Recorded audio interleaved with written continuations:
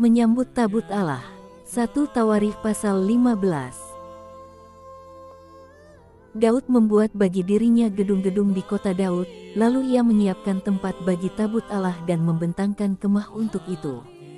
Ketika itu berkatalah Daud, "Janganlah ada yang mengangkat tabut Allah selain dari orang Lewi, sebab merekalah yang dipilih Tuhan untuk mengangkat tabut Tuhan dan untuk menyelenggarakannya sampai selama-lamanya." 1 Tawarikh 15 ayat 1 dan 2. Di zaman Daud, tabut Allah adalah lambang kehadiran Allah di tengah umatnya.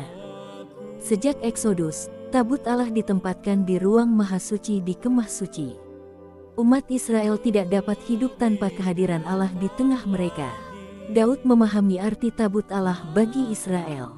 Oleh karena itu, ia memperlakukannya dengan sepatutnya, dan dengan berpegang pada hukum Taurat. Menurut hukum Taurat, hanya suku Lewi dikhususkan untuk melayani di kemah suci. Oleh karena itu, mereka pulalah yang harus mengangkat tabut Allah. Bukan hanya itu, Daud juga menyiapkan tempat yang pantas untuk tabut Allah.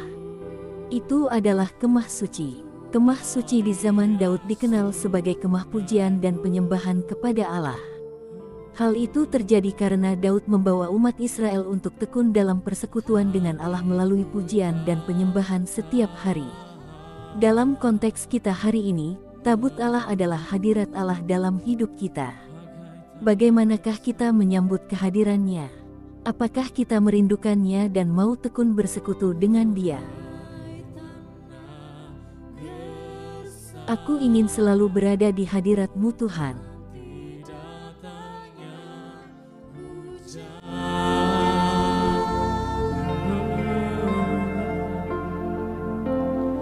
Begitupun jiwaku, Tuhan, hanya